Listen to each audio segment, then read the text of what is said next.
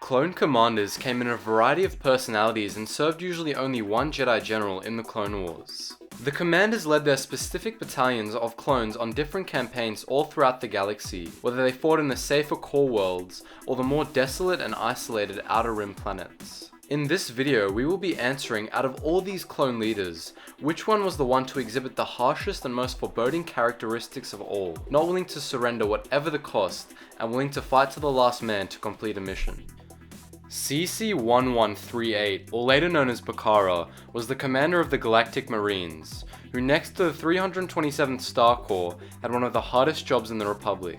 Bakara was trained very differently compared to the majority of his brothers, due to being trained by the ex-Concord Dawn journeyman protector Court Davin. As a result of this, he learned foreign languages and traditions that ended up alienating him from the rest of his brothers. Therefore, he was raised in solidarity and didn't relate to many of his brothers. The one clone that he did end up developing a friendship with was Clone Commander Neo, which he silently treasured. After his training, Bakara was assigned to the 21st Nova Corps, also known as the Galactic Marines, and served under Jedi General Ki-Adi-Mundi. Bakara eventually developed a reputation as a very efficient soldier who exceeded all expectations on the battlefield. Although he was known for his efficiency and warrior-like courage, he also developed traits of ruthlessness and stubbornness that was seen by many clones. If a certain clone did not meet his high expectations, Bakara would ask that clone to transfer to another unit, which was a humiliating experience. In one particular battle on the desolate Outer Rim planet known as New Bornelix, a fierce fight between the Republic and Separatists broke out. The Galactic Marines, under the command of Bakara, were sent in to take back the planet. In the midst of the battle, all the weapons had malfunctioned due to a manufacturing mistake.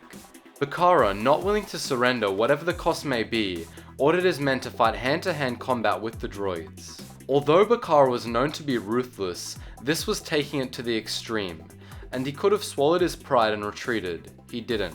As it turns out, however, Bakara had trained his clones so well that after an enormous amount of casualties, the Galactic Marines were able to literally tear the B-2 battle droids apart and ended up winning the battle and routing the Separatists. It was this act of brave stupidity that earned Bakara a reputation of courage and defiance, and made the Galactic Marines one of the most feared battalions in the Clone Army. Bakara continued to serve the Republic with his prized battalion throughout the Clone Wars, fighting in some of the most extreme climates and terrains in the universe. When Order 66 was issued, although he held a grudging respect toward Ki-Adi-Mundi, he executed it without question, going on to serve the Empire in the later years. Bakara was one of the best clone troopers in the Republic Army, afraid of nothing, ruthless, and durable.